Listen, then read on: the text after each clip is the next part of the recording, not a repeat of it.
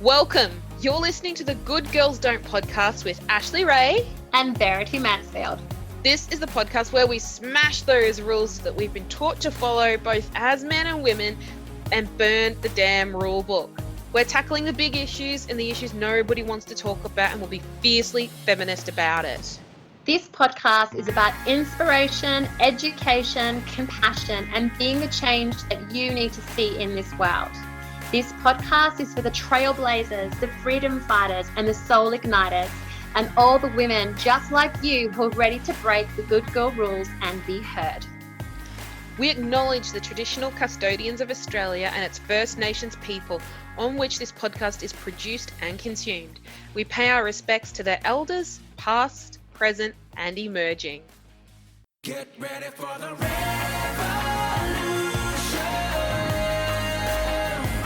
It's coming to you now. It's coming to you now. We're gonna sing it, revolution. And they'll never bring us down. No, they'll never bring us down. Hey there, rebels and revolutionaries. It's Ashleigh here today. And today I want to share with you a very special bonus episode for International Women's Day 2020. We asked a select few of our former guests to answer a few questions about what International Women's Day means to them and what advice they give to all of you gorgeous people listening and to girls all over the world. You're going to first hear from Tyran Mowbray, who you might remember from episode 16. Then you're going to hear from Sarah Ireland from episode 15, and finally Anita Bentata from episode 22. I think you'll really enjoy this wonderful mixed bag of really interesting and fascinating responses, and we hope today that you have honoured yourself and the work that you do in the world and what makes you incredible and amazing, as well as the women who came before you and who will come after you, and the women around you right now who are doing amazing, beautiful things. Just a quick note about what you're about to hear. After we had already invited our guests to join us in celebrating International Women's Day, we realised that we had fallen victim to the corporate conglomerate of Each for Equal, which was not actually the official United Nations theme for International Women's Day 2020. So we did ask our guests if they wanted to re-record and actually rethink their questions and answers based on the official theme issued by the United Nations. Some have chosen to revise that and some haven't. It's totally okay, but we're very happy to still be sharing this with you. We think it's a brilliant celebration of IWD 2020. All right, enough from me. Let's get this show on the road. Well, for me personally, how I celebrate and honour women or feminine energy. In order to honour any external woman, as a man, I must honour my internal feminine first, otherwise I'm constantly outsourcing. So quality time, and for me, little gifts. I'm a like little acts of service or gifts that I like to give firstly to myself, and then when I'm feeling full and abundant, then I can give to women outside of me. And I find that when I give to women outside of me too much, I go into blame or competition or resentment. So as a man, I always have to really firstly honor the feminine inside of me and make sure that I'm full and juicy, and then I can give from a full cup to others. Yeah, so that's how I honor and celebrate women or feminine energy. Each for equal. Well, again, going on the same theme as feminine in male bodies. Like each for equal, like if we really want equal rights for everyone all the time, then that goes for everyone all the time, not just women and their rights, but also men and their soft, tender parts. Men have hearts too, and although we may not always show them, and although we may have big, strong barriers and guards in front of them at times, we do, and they're really soft and sensitive. So giving them space and time and honoring that part in a male body is really, really important. And when you honor the softer part in a man, you'll get a very devotional creature. And that kind of leads me into the question 3. Advice for young women out there, or girls: really try to see the heart in men. You know, it's a very kind of obtruse subject. Men get a lot of projection in this world, and I'm not saying it's not true and not real, it definitely is. But to love a man in his brokenness, to see his soft, tender side, and to love that and give that space and allow that to grow, you will receive a man that you will receive the divine masculine from him. You know, he will show up like you've never seen a man show up before. So really honoring that part in a man, and know your own boundaries, obviously, as a woman, for sure. Know your boundaries. Yeah, thank you. This year, I will have a 3.5-year-old daughter and a 2-month-old son, and I'm going to take them both to the International Women's Day March.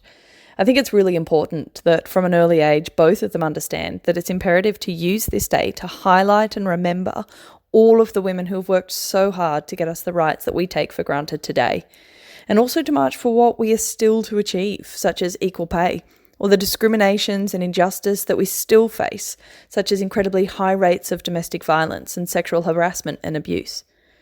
But I do like to honour the women in my life all the time, such as my colleagues at One Girl, who every day strive to ensure that One Girl's education programs are supporting the girls to build the skills and resources they need to be able to succeed both in and outside of the classroom. And every day they are spreading the knowledge of the incredible power of educating girls. And, of course, my mum, who's just pretty wonderful. So the theme for International Women's Day in 2020 is I Am Generation Equality, Realising Women's Rights. And as CEO of One Girl, my job is to lead a team that is working to ensure that girls and young women everywhere have access to education.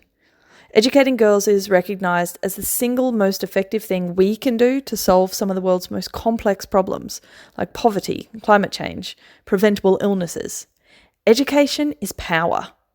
So for me, the theme of realising women's rights is about helping women everywhere find a platform to tell their own stories, to hear their own voice through their own lens. It's about giving them a space of their own, to dictate their own narrative without interference.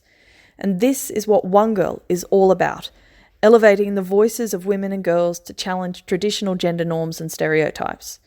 And it's about all of us, a global community, working together to create change, to ensure that all women, no matter where they are born or who they are, have access to a great education, with control over their own lives and their own futures.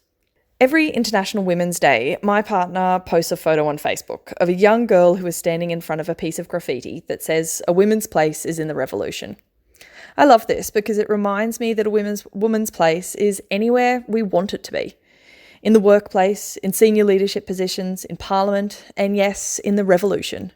So my advice to girls who might be listening, take those places because they are ours, and help those around you get there as well. Let's all work together to open up spaces for girls and women to thrive, because there's plenty of room for all of us.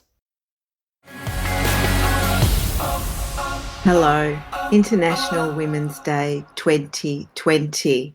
So how do I celebrate and honour women and the feminine in my life?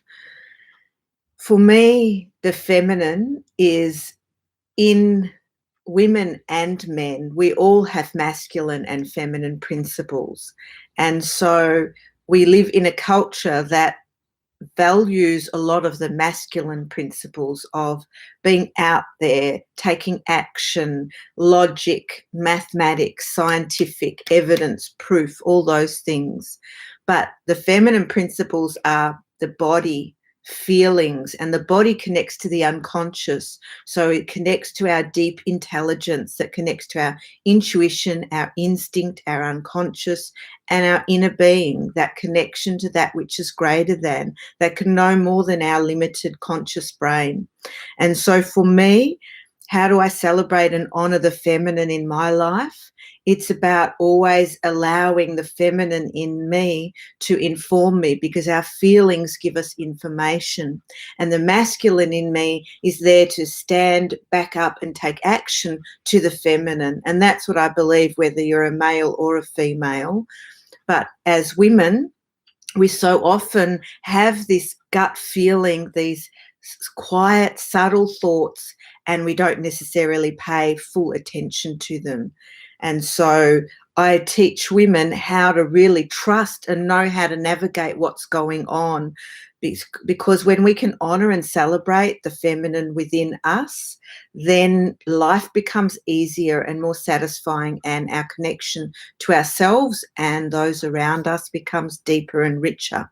So it's about paying attention to, not minimising, not judging, not allowing the fullness of who we are to give information about our reality and our experience. So that's how I celebrate the women and feminine in my life and for the women around me. It's the feminine principle is allowing, inclusive, accepting. And so I'm always focusing on my mindset about how can I be more of that rather than limiting, judging and blaming. The second question about this International Women's Day, I am Generation Equality and realising, how am I realising women's rights? It's really what I've already said. And what it means to me is about equality within ourselves, because if we don't have equality within ourselves, it's very difficult to have that with other people. And so that's that equality between all the aspects of ourselves, our masculine and feminine principles, our thoughts, our feelings, our conscious thoughts, and connection to what our unconscious informs us of. And that is a process to engage deeper with ourselves. And so my piece of advice to all girls and women around the world is trust that inner sensing. And if you're not sure how to listen to it or connect to it or make sense of it, find a woman that you see walks the talk and is doing it and learn from them, because our inner self gives us so much vital, vital information. Blessed be on this really special day.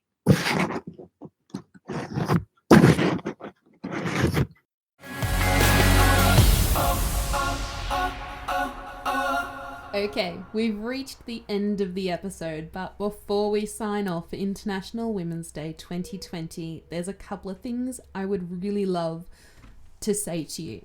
First of all, thank you so much to everyone who listens to this podcast and supports us. Every like, every share, every comment, every review, every email that you send really makes a difference and helps us grow. So please help us continue to do that. We really do appreciate it.